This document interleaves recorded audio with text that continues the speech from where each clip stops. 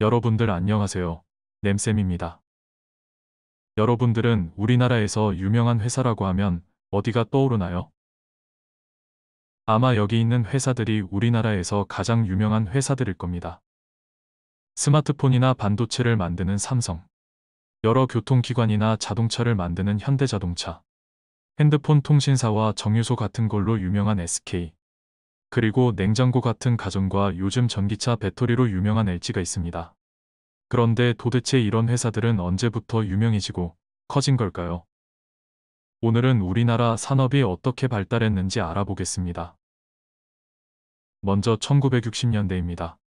6.25 전쟁이 끝난 지 얼마 안 되어서 다들 가난했고 일자리는 없었습니다. 그래서 자동차나 그런 거는 만들지도 못하고 따로 기계 없이 할 수 있는 바느질이나 생필품을 많이 만들었습니다.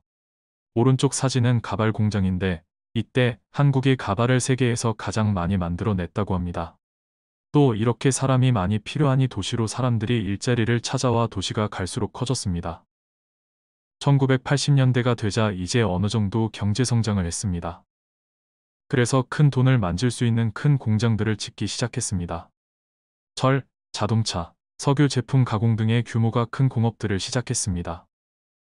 이렇게 규모가 크거나 석유를 이용한 공업들을 중화학공업이라고 합니다.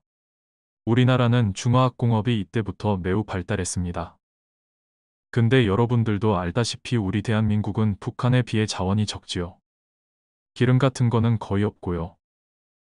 그래서 해외로부터 수입을 해와야 하는데 북한 때문에 육지를 통해 나가는 건 불가능했습니다. 배를 통해 해외로 나가야 했지요. 그래서 미국, 일본 등으로 가기 쉬운 부산 쪽 항구 도시들이 크게 발전했습니다. 2000년대가 되자 로봇이나 반도체 같은 첨단 산업이 발달하게 되었습니다. 이런 공장들은 첨단 기계를 다룰 줄 아는 고급 인재들이 많이 필요해서 인구가 많은 수도권 쪽에 많이 생겼습니다. 반도체 회사로 유명한 삼성이나 SK하이닉스 같은 회사들의 공장은 이 빨간색 원 안에 주로 있지요. 이처럼 우리나라의 산업은 짧은 시간에 매우 많이 바뀌었습니다. 오른쪽 위 화살표가 가리키는 영상을 통해 우리 사회의 산업이 어떻게 바뀌었는지 광고로 보고 오겠습니다. 여러분 영상 잘 보았나요?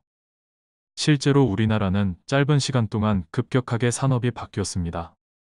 다들 열심히 일한 덕분에 생활 수준도 크게 올라갔지요. 그럼 이제 각 도시들이 어떤 산업이 발달했는지 봅시다. 그럼 각 지역의 발달한 산업을 하나씩 봅시다. 먼저 서울입니다. 서울을 포함한 수도권은 매우 큰 도시입니다. 교통도 편하고 사람들도 많아 소비시장이 매우 큽니다. 그래서 다른 산업들도 매우 발달했지만 서비스업이 특히 발달했습니다. 서울 근처여서 이 부근을 수도권 공업지역이라고 부릅니다. 두 번째는 동해지역입니다. 이 지역은 태백산 쪽이라 태백산 공업지역이라고도 하는데요. 강원도는 석회석이 많아 석회석을 이용한 시멘트 산업이 발달했습니다. 그 다음은 대전입니다. 대전 지역은 각종 연구소와 카이스트 같은 유명 대학들이 있습니다. 그래서 이 지역은 수도권과 마찬가지로 첨단 산업이 매우 발달했습니다. 충청도 쪽이라 충청공업지역이라고 부릅니다. 다음은 대구입니다. 대구 쪽은 노동력이 많아 섬유와 패션 산업이 발달했습니다. 이쪽은 영남 지역의 바다가 아닌 내륙 쪽이라 영남 내륙공업지역이라고 부릅니다. 다음은 부산입니다. 항구가 있어서 수출과 수입이 편하고 물류 산업이 발달했습니다. 또 원료를 가져오기 편해 무거운 물건을 만들거나 원유를 이용한 대규모 중화공업이 발달했습니다. 이쪽을 남동 쪽의 바다 근처에 위치한 공업지대라고 해서 남동 임해 공업지역이라고 부릅니다. 다음은 광주입니다. 광주는 시내 한복판에 기아자동차 공장이 있을 정도로 자동차 산업이 발달했습니다. 호남 지방이어서 이 부근은 호남공업지역이라고 부릅니다. 마지막으로 제주도입니다. 제주도는 공업 같은 것보다는 관광지로 유명해 관광산업이 크게 발달한 도시입니다. 사실 이 많은 지역들 중에 서울과 부산 쪽인 수도권 공업지역과 남동임해 공업지역이 우리나라 산업의 대부분을 차지하고 있습니다. 도시들 중에서도 큰 도시에 집중되어 있는 거지요. 이런 공업의 발달로 해당 지역의 모습들도 많이 바뀌었습니다. 인천 같은 지역은 원래 소금을 생산하던 지역이었는데 땅을 메워 공장으로 사용하고 있습니다. 산업의 발달로 자연환경이 바뀐 경우입니다. 또 포항은 작은 어촌 마을이었는데 포스코가 들어오면서 엄청나게 큰 산업도시가 되었습니다. 인문환경이 크게 바뀐 지역이지요. 산업의 발달은 자연환경뿐만 아니라 인문환경도 바꿉니다. 여러분, 그럼 오늘 배운 내용을 정리해 봅시다. 먼저 우리나라의 산업 발달입니다.